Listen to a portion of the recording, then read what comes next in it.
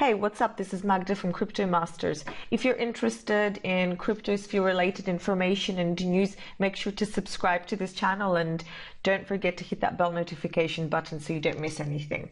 Right, first up, Binance, driving close to NASDAQ in profit, outperforms Deutsche Bank as reported by Ethereum World News August 31st.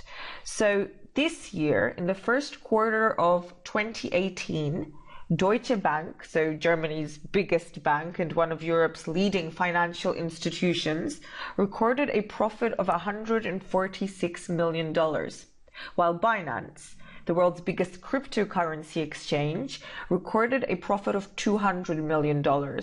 That's Binance surpassing Deutsche Bank's profit by $54 million.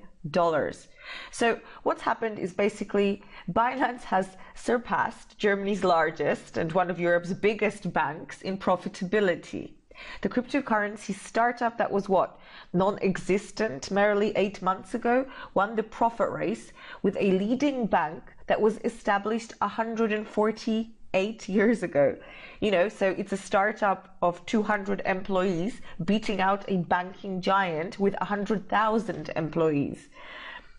And another kind of criteria that kind of broadens our perspective, it's pretty hard to imagine, but if Binance, like the relocation of Binance from Taiwan to Malta, is actually a bigger move for Malta than if Deutsche Bank permanently relocated its headquarters and operations from Germany to Malta.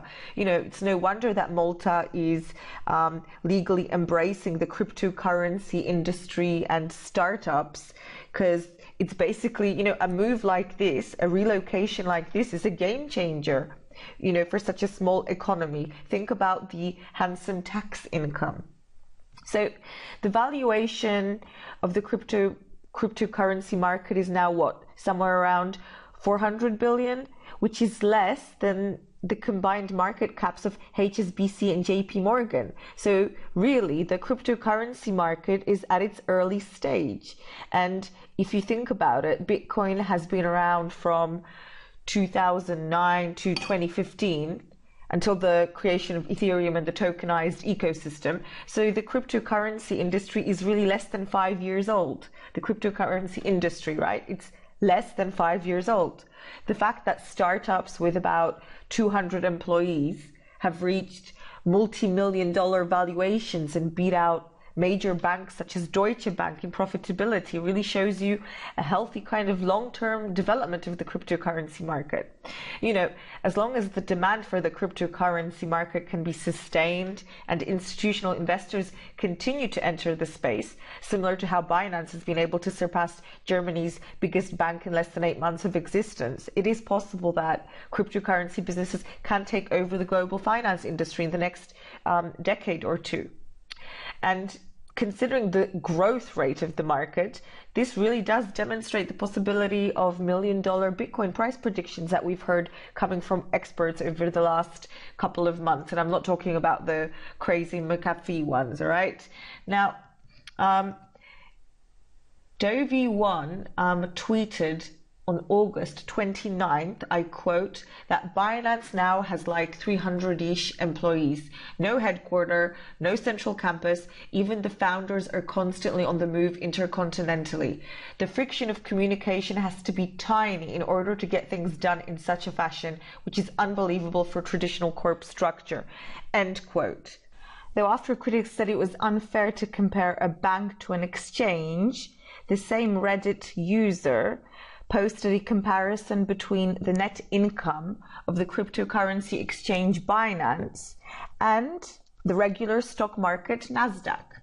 So the study shows that in the first quarter of 2018, the net income of Binance was $200 million, while the net income of NASDAQ was $209 million, which isn't that big of a difference, is it?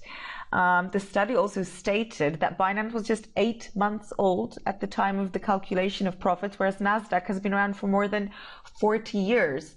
Not even going to go into the comparison of how many employees each of these guys are employing. So, the figures are crazy and mind-blowing. Now, obviously, this doesn't mean that crypto is outgrowing traditional markets, but what it is saying is that decentralized technologies and markets hold huge disruptive potential. Like a year ago, or even was it 2 years ago, traditional financial institutions, especially banks and governments were saying they would never touch crypto. Even just a few months back, after December's bull run, many agencies and entities were saying that the bubble had popped and that the crypto sphere would never be able to outrun any type of traditional finance.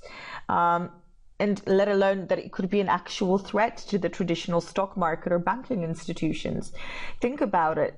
A previous Ethereum World News report says that Binance CEO expects for his firm to bring in $1 billion in profit for all of 2018. And we're talking about a bearish market here, and one that's been around since the beginning of the year, right? Since January. These impressive figures can probably be attributed to Binance's rapidly growing user base, as well as almost consistent levels on all of its over 100 trading pairs. Binance only had 2 million users at the start of 2017. Now they have 10 million.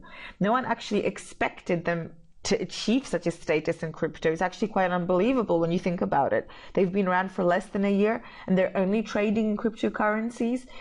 Banks have a lot more at their disposal. They trade in like the derivatives, the golds, the futures, ETFs, mutual funds, hedge funds, the list goes on. And, not to mention the amazing cost reductions. When it comes to Binance, we're talking about a company that has no headquarters, maybe employs 300 employees, no major office. The managing team are flying all over the world giving speeches, and they're making more money than one of the oldest banks in the entire world. This income and cost comparison is probably really worrying for a lot of people in traditional finance, especially those who were very unwilling to admit that crypto wasn't just some kind of joke. Do you guys think that this comparison kind of proves that the crypto sphere really is a game changer? Let me know in the comments below. Next up, Bitcoin Cash is in the news. Bitcoin Cash stress test claims total transactions of above 60%. Not bad. EOS community refuses. Oh dear. Right. So a community-driven stress test was done by the Bitcoin Cash team. It basically consisted of an overall number of transactions equivalent to 2.1 million, with a block size of 10 megabytes per second for most of the transactions and above 21 megabytes per second for the rest of them. The Bitcoin Cash team reported that the fees remained stable despite the drastic increase in volume of the transactions. And according to BitInfo charts, the transaction fee went down from 0.02 to 0.01. The results say that Bitcoin Cash accounted for 64% of all the cryptocurrency transactions during a 24-hour period. Now, that's some impressive data. But sometime later, I'm not going to lie to you that it was a few minutes or a few hours later, 14 hours later, another chart posted by Dan Laramar pops up, who is the CTO of EOS, the fifth largest cryptocurrency, which I'm quite sure you are aware of. And he says that blocktivity.info presents an altogether different picture. So his comment states that the weekly average for cryptocurrency transactions was the highest for EOS, with a contribution of 49.3%, and Bitcoin Cash amounting to only 11.5% of the total transactions. So that's a bit of a difference. Now, obviously, we do have different pieces of data depending on when the analysis was done, etc. But this is a bit of an exaggeration. Right, so let us piece this jigsaw puzzle together. Correct me if I'm wrong, but it looks like Bitcoin Cash decided to have a stress test for their blockchain to prove how great their blockchain is, how much stress it can handle, how many transactions can flow through it during a 24-hour period without their blockchain being destroyed. And then along comes Dan Larimer and says that EOS was actually the dominant coin. So what the hell is happening here? Well, I guess we aren't left much choice when coming to a conclusion. The question to be asking is, were the people behind Bitcoin Cash lying? EOS accounts for about 50% of the transactions. Are the Bitcoin Cash team at it again? You probably remember, but at the time of the Bitcoin Cash fork, the Bitcoin Cash team were criticized for quite some time for using non-transparent or even dishonest tactics to confuse people. Like the time they offered coins for sale on their website. They had Bitcoin Cash listed as Bitcoin, and the number one coin right now, Bitcoin, they had listed as Bitcoin Core. Now, this sure did confuse a hell of a lot of people. Of course, Roger Ver said that they did it to let people know that Bitcoin Cash was the actual true Bitcoin. But it kind of looks like Bitcoin Cash is desperate now, as they're constantly coming forward with news that they can do this or that they can do that, or that their blockchain is the most efficient. But then when someone looks at the same piece of news a while later, it turns out to be fake news. So we'll see if this is some kind of hybrid tactics or if they really have something worth showing. I obviously hope that they do have something worth showing, because the initiative is interesting and I always support a good piece of technology. I don't know, what do you guys think? Do you guys think that this is some kind of media manipulation to pump the currency, or do you think that this is some kind of data error? Whose side are you on? And last but not least, some great news. Yahoo Finance integrates Bitcoin, Ethereum, and Litecoin trading. So what? Another day, another step closer to mass adoption. This time it's Yahoo Finance who have taken this step and implemented a new platform for cryptocurrency trading.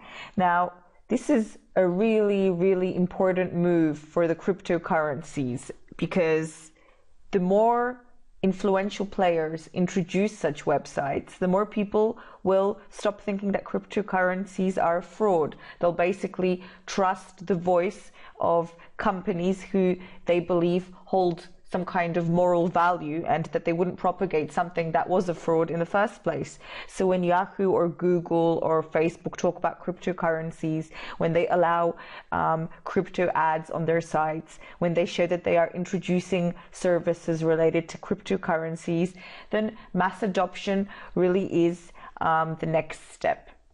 So exciting times. Right. Thanks so much for your attention, and let me know if there's anything you'd like me to cover in particular, and I will see you in the next video. Thanks a lot for listening.